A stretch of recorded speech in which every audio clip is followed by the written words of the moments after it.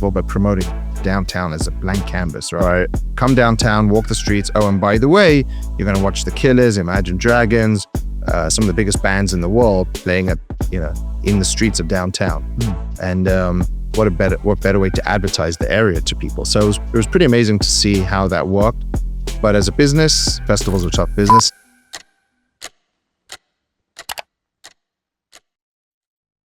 All right, guys, got a Vegas local on today. Jonathan, CEO of the Plaza Hotel downtown. Thanks for coming on, man. Thank you for having me. This is awesome. Yeah. Appreciate the setup over here in the studio. Yeah, I appreciate your time. I know you're quite busy with that role. No, not really. I enjoy doing this stuff. It's good to meet people in the community, good to meet Vegas locals like yourself. And that's how we get the Plaza on the map, by talking about as much as we can. I love it. Yeah, you started as CEO at 29. That must have been a record for youngest at the time, I'd imagine. Yeah, I was the youngest not CEO, but gaming licensee. So to hold a to run a hotel casino in Vegas, you have to have a license.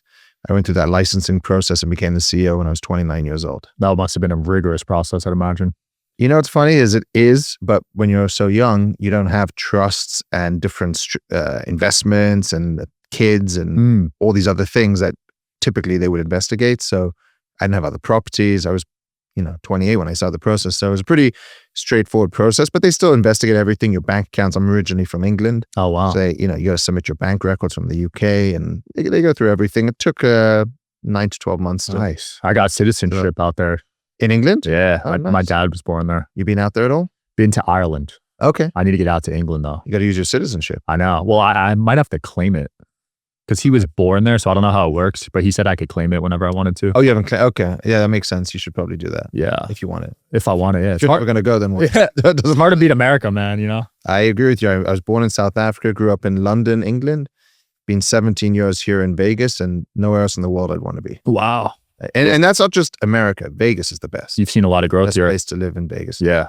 It's mind-blowing. I mean, I've been primarily in downtown Las Vegas. So to see the growth down there has been awesome. But as a city, it's just completely evolved. And wow, is it just only going to grow more in the next decade? Yeah, with the sports teams coming in, real estate. Yeah, real estate, sports teams, everyone in California wanting to move here. Especially after the fires. Yeah, it was happening before that, but even more so now. I feel like I'm speaking like the mayor now, promoting Las Vegas.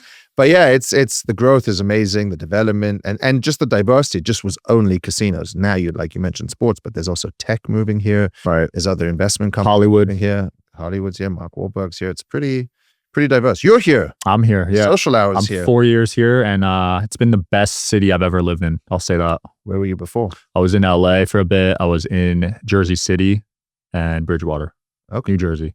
And do you always wear your face on your shirt? Always. I just order new How many merch. things do you have? I know. I have 100 of these, actually. So people think I wear the same shirt every day, but I just swap them. Okay. Well, I put on a tie for you today. I don't normally wear a tie, but... Oh, I'm honored. No, I'm joking. I was at the gaming control board just after the so I'm sure that was a fun meeting. It was a great meeting. No, I just ordered new merch, though, because people in the comments are like, is that kid wearing the same shirt every day? Yeah. I almost went full Mark Zuckerberg and just bought 100 white shirts. Why don't you? I feel like the branding's a better look than just white shirts. As long as they're just plain white shirts, not the Kanye West white shirts. Yeah. Well, Kanye's been going crazy. I don't know if you've seen that. I've seen, yeah. Man. Yeah, I'm Jewish. I've seen. I'm sure all your friends are talking about it. Then all his tweets got deleted, right? He just deactivated his Twitter.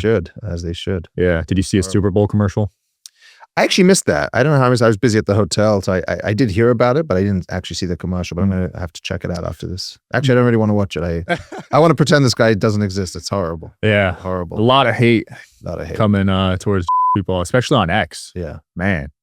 Yeah, although I think a lot of it is just the algorithm finds people. So like, I don't see a lot of that, but it's definitely out there. It's a pretty scary time. How big was a Super Bowl event for you for the hotel? It was good. Obviously hard to compare to last year. Last year we had the Super Bowl in Las Vegas, so it was packed and a different type of busy. But Las Vegas is always one of the busiest. A Super Bowl is always one of the busiest times of the year in Las Vegas. Top 3, I'd say. It was very good. It wasn't as busy as previous years. There's a lot of rumors or rumblings as to a lot of underperformance in hotel rates and ticket sales for the parties. But I think it's pretty simple that the fires in California definitely put a dampener on the mood, and as it should. I mean, there's I think 30 to 40% of the business that comes to Las Vegas comes from California and Arizona. I didn't know that. Those two states. So when you consider that, it's, you take a huge chunk of that market out of it, it's going to put a dampener on the mood, mixed in with obviously a an uncertain political climate. Searching for the perfect job can be overwhelming. You know it's out there, you just don't know how to find it. The good news, you don't have to do it alone. Shout out to today's sponsor, Specialized Recruiting Group. Specialized Recruiting Group is here to help. Personalized job search support tailored to your skills and needs. They connect job seekers with contract and full-time roles. The best part is that it's completely free for job seekers. Specialized Recruiting Group is ready to find the talent you need.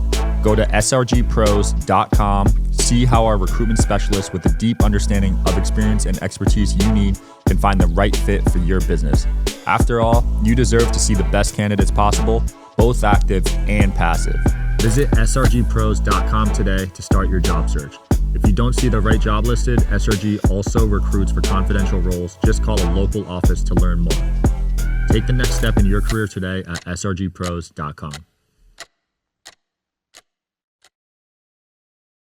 In some ways, and some people think it's the pricing on the strip has just gone out of control, and maybe that's an element, but that's not a new thing. The fires in California seem like a direct correlation to the slowdown in the last couple of weeks. Plus stocks tanked that week.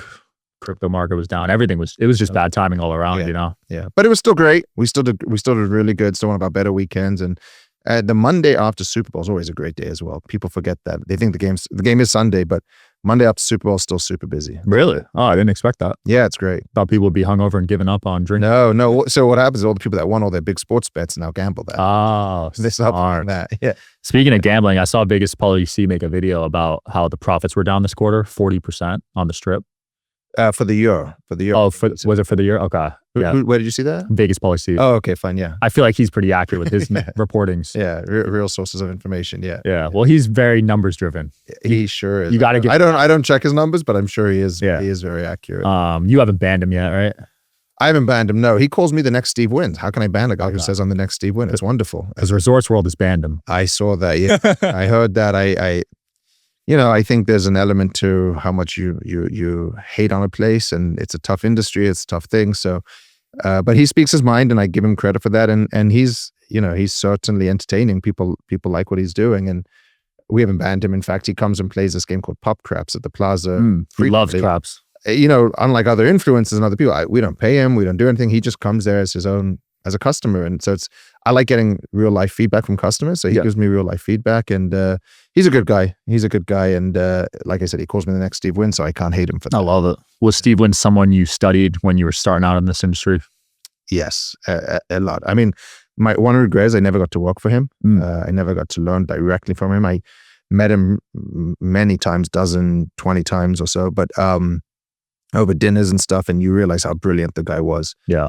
So I studied him and tried to learn from him as much as I could without having the direct influence from him. But we had dinners, and at dinner he could express how good how knowledgeable he was about bingo, and we share a love of bingo. We're the only people doing bingo in downtown. He started in bingo halls. Really? He could talk about wine. He could talk about art. He could talk about sport. I mean, the guy was so intelligent. He could talk about literally anything, and eloquently, intelligently. It was pretty amazing to see. That's impressive. Yeah. Because as a CEO, you got to know a little bit about every single game you have at the casino, right? Right. But he knows a lot about every single. That was what stood out to me. I can speak a little bit about bingo, and I'm passionate about all American football, whatever. He can remember plays and games. He can remember. He called it, to call a bingo game is a certain skill set. He explained to me, and how B15, like the sound of your voice as you call out the game is a skill to that. And he went through he called a game of bingo while we were at dinner one night. What? It was pretty. That's super impressive. It was pretty interesting. What was your biggest, takeaway from those dinners with him? What did you? There's a few things, but he taught me the idea of cause and effect, which is that casinos aren't or gambling isn't the effect. Isn't the cause.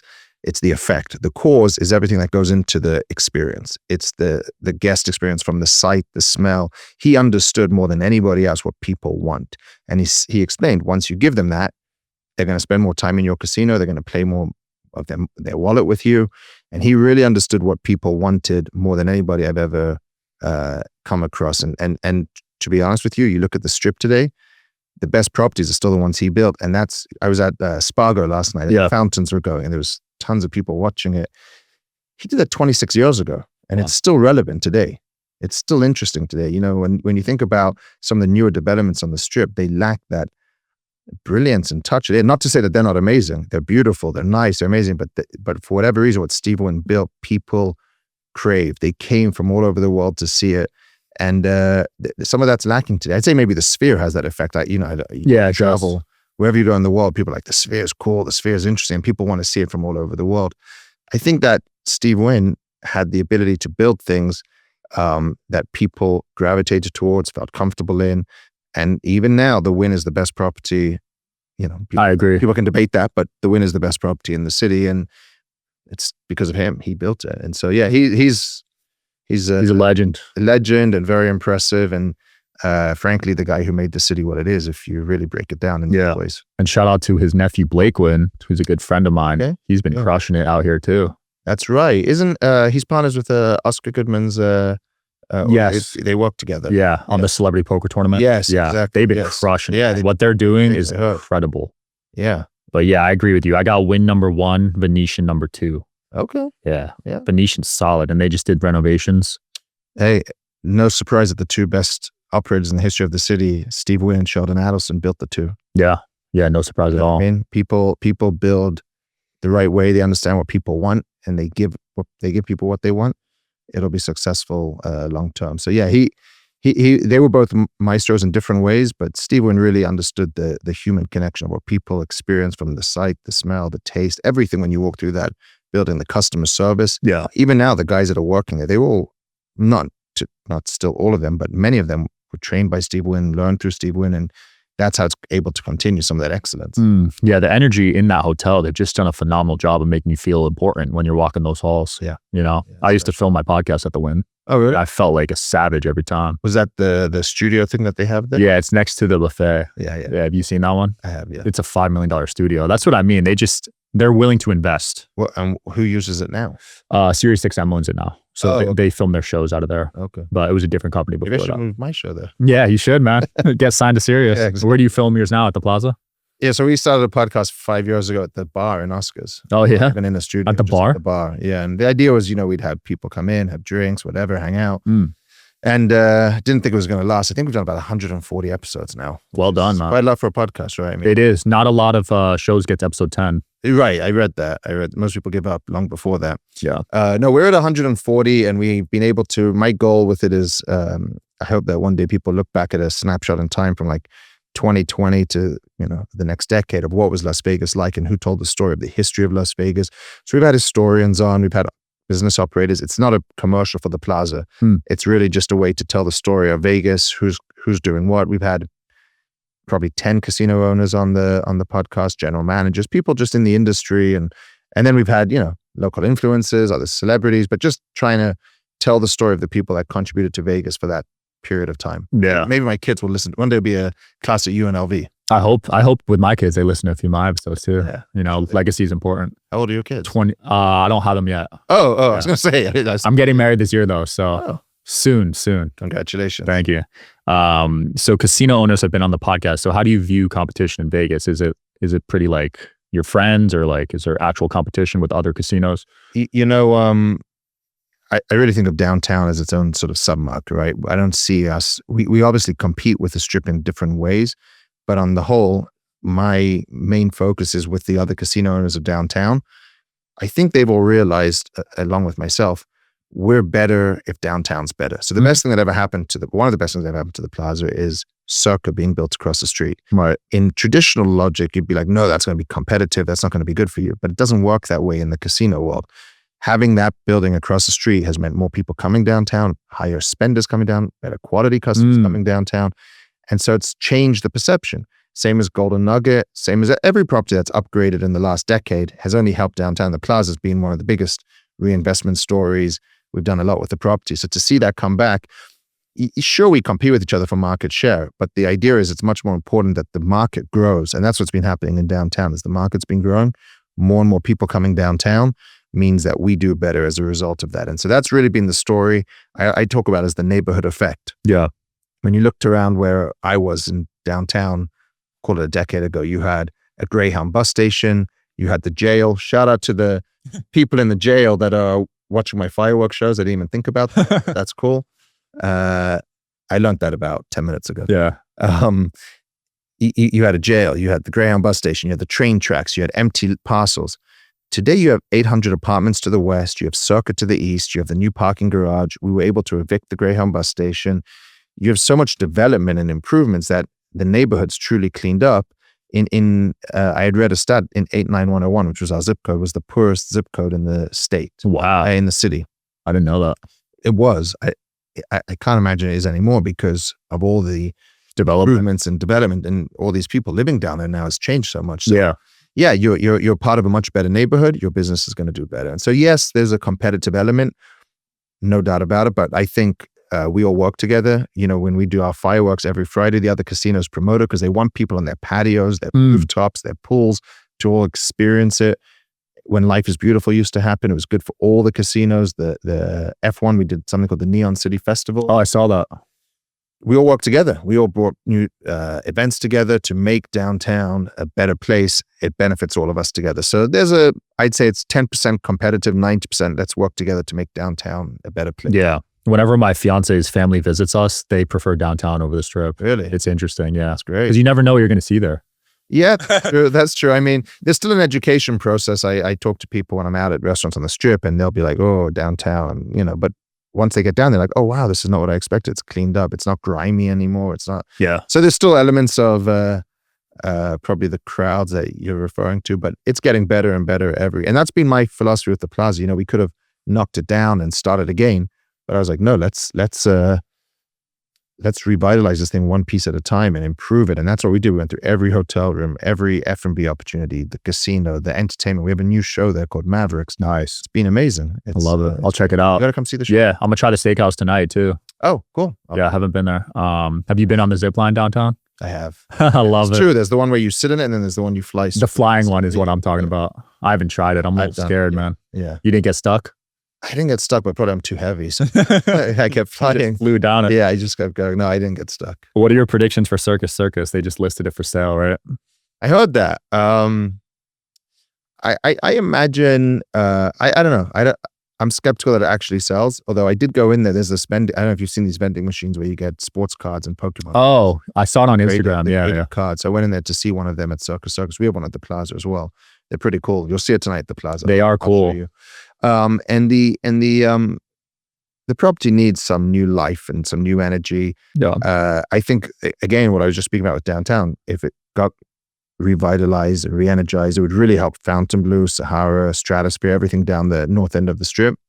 But I also heard that they wanted $5 billion for it. $5 billion. That's a lot of money to lot. pay for something that I don't know what it makes, but it was pretty quiet the last time I went in there. Yeah, I will say I've been to their steakhouse. It's not bad.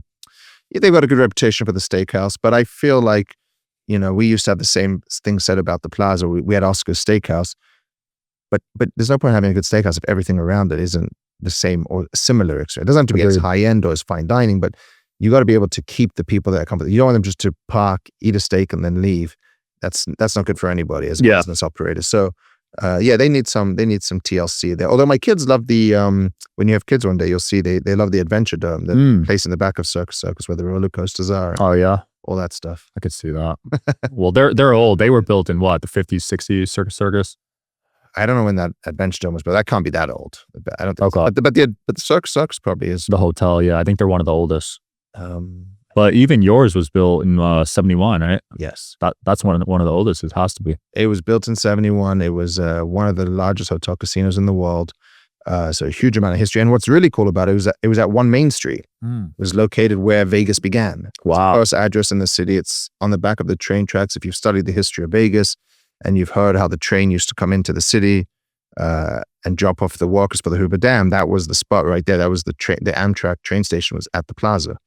And so that's where the Plaza was built. That's where it's called the Union Pacific, UPR, is the Union Pacific Railroad. And it was called the Union Plaza when it was built. So that was 71. And then they added the second tower. So it's 1,000 rooms. And it sits on the biggest piece of land in all of downtown. It's 17 acres. Wow. Biggest privately owned piece of land in the whole city, in all of downtown. I didn't know you guys had that much. That's impressive. Yeah. Well, we have an equestrian center out there now. Oh. So like during the rodeo, we do rodeos. I'm definitely the only English guy throwing roadie downtown Las Vegas. NFR is always a blast, man. I love NFR, man. Best people, best time of year. It's fun. Best people, I'll Great. agree with that. Yeah, those are the greatest, most pure and innocent people I've ever met. I love it. They love it. They come to Vegas for 10 days and everyone has a good time. Yeah, I went the first time last year. Oh, you did? Thomas and Mack? Yeah, Thomas and Mack. It was packed. Every night sold out. Oh my God. There's nothing like it. I couldn't believe it. There was more people there than like an NBA game. Yeah, no, it's a big deal. And by the way, those tickets are valuable. People go nuts. Really? Tickets, yeah. Oh wow! Shout out to Tyson Durfee for hooking me up. Then I didn't know they were valuable. Oh yeah, no, those tickets are like gold dust that time of year. Right? Yeah. Everybody wants to go to the NFR. Yeah, I was excited for the bull riding, man. Can you imagine what those guys do to themselves? Dude, I think the longest one I saw was 5 seconds. Those guys just fall off instantly. Well, and then the bull attacks them. Yeah. It's wild. It's so we throw our own rodeo as well in November called Eldorado. Oh wow. You have to come down to that. I'd love to. It's fun. So we do that, and then the NFR is in December. So we have an equestrian center out there. We also had Life is Beautiful there this last summer. We did a festival out there. So we got ideas for that 17 acres to develop it down the road. Smart. Yeah, Life is Beautiful did really well, right? I saw that everywhere. Life is Beautiful did well. It was for 10 years. Tony Hsieh started it. He was the founder of Zappos and then invested in downtown and really did an amazing job, not running a festival, but promoting downtown as a blank canvas, right? Come downtown, walk the streets. Oh, and by the way, you're going to watch the Killers, Imagine Dragons, some of the biggest bands in the world playing in the streets of downtown. And what better way to advertise the area to people? So it was pretty amazing to see how that worked. But as a business, festivals are tough business. And so when he passed away, I don't think there was the appetite to continue running it the way that he was. Yeah. The vision that he had for downtown. Yeah, they are tough. I know we got the EDC stuff here, and that does well, but... Well, EDC is another animal. It's the biggest festival, one of the biggest festivals in the world, and they have no problem selling tickets, and they could probably sell no matter who was playing that festival. But that's a one-off as opposed to some of the other festivals. That makes sense. Did you get the opportunity to learn anything from Tony Hsieh? I did a lot. I mean, I got to know him really well. He, amazing mind, and really what blew my mind about him was he just thought about everything a little bit different. We all think of things in the same way. He interpreted everything in a different way. And I remember sitting in a meeting with him, and there's a bunch of downtown developers and owners, and they were all talking about how do we communicate that downtown's different. And this was probably in 2012, 2013. And he just sat there in silence, listening, and then finally said, look, it doesn't matter what you communicate. If they come down here and the experience isn't good, they're not going to come back and they're not going to talk about it. You're going to waste that money. And that really stuck with me with the hotel business as well. Like, there's no point marketing something where you're not proud of the experience and you're not delivering on what you say you're going to deliver on. Right. And he was spot on with that. And we've tried to carry that through with the Plaza. But he told me a lot of things. Also, just the idea of he was open to everything. He never shut down ideas right away, no matter how crazy they were or weird they were. He listened, he processed it, he thought about it, and staying open-minded, especially in today, people are very close-minded to things. Oh, yeah. He was always open-minded, listening, and didn't always do it, but at least would flush everything out and give it a chance. And it's easy to just dismiss ideas, but some of those are the best ideas. That's true, right? Steve Jobs. Yeah. It makes me wonder, because you said you did renovations, right? Yeah. So Tony might have played a role in that idea. Yeah, we had done a few before that, and we had helped...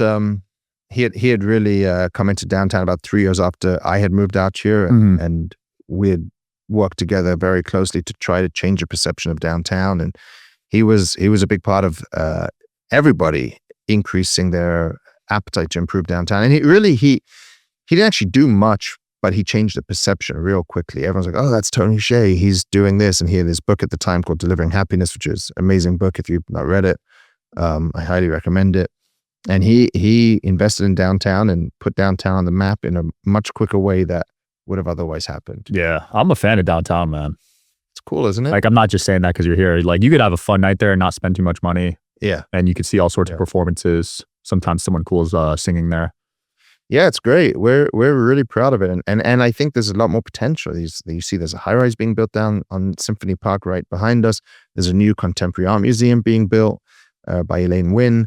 There's a lot of good things happening down there. I just think that we definitely made a big start, but there's a long way to go in terms of what downtown can continue to evolve into and become. And it's the gambling mecca. I think it should be. You talk to Paulie C, but when you talk about better gaming odds, people want to have their money last a bit longer, right? So Instead of playing 000 roulette, playing 000. 000. Instead of playing 6 to 5 blackjack, you should be playing 3 to 2 blackjack.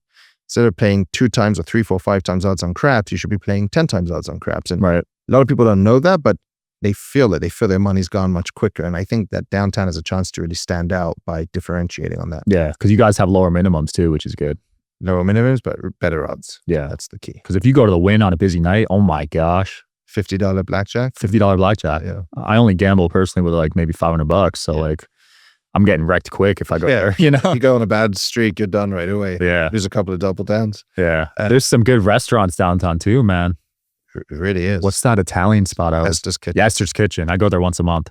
Esther's Kitchen is great. And they just moved to a bigger spot, right? They just moved about a year, maybe. Oh, that was a year ago? Okay. Soul Belly, the barbecue place downtown, is amazing. A couple of great steakhouses. Oscars. Went to Vic and Anthony's the other night at Golden Nugget. Very good. There's great restaurants downtown. Latai was my first project in town when I moved here. We Oh, but that was you? we did we don't own Latai. We own the building. Oh, okay. So we bought Latai downtown. I order that like See once a month. It's great. Some of the best times, to huh? see the turnaround. But you know, a lot of people always say to me, "What's your favorite restaurant on the strip?" Like the best restaurants are not on the strip. Agreed. There's good restaurants on the strip. No, there are amazing restaurants on the strip. But if you say best, I probably go off the strip right now. Yeah. Well, if you ask a local that, they're always going to say off strip spots. But there are some great places, and the experiences are pretty cool. Like you go to SW, you sit out there on the lake there, and the show's great. Yeah. But it's more than just the food; it's the whole experience. But just pure good quality food. There's some great places off the strip as well. Is there still that negative stigma around the old strip? Like, do people still think it's kind of grimy and stuff? I think Fremont Street, there is a little bit of that, and they've been challenged because it's a public street. It's really hard to control some of the elements that come out onto that street. Some of the buskers are a problem. We've sort of taken the view of, look, people are going to come downtown to see Fremont Street experience because of the history, the neon, the light show, the zipline, whatever it is. But when they're done with that, and for some people that might be 3 minutes because they're like, no. And for some people that might be an hour.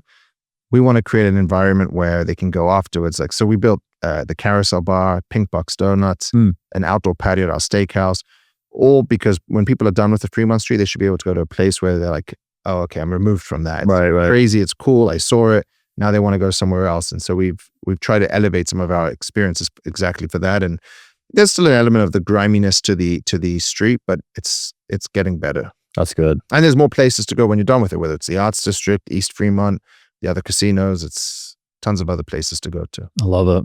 Well, Jonathan, what's next for you? What's next for the hotel? Where can people keep up with you and watch the podcast and everything? So our podcast is called On the Corner of Main Street. We do it about once every 2 weeks. We release an episode, always obviously Vegas related.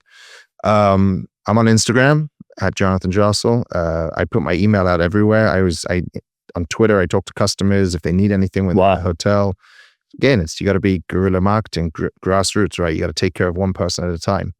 And then, for me, I think, we like I said, we've just scratched the surface on the Plaza. We're going to continue to remodel the hotel. We're doing 2 new restaurants this year. We're going to open up. Nice.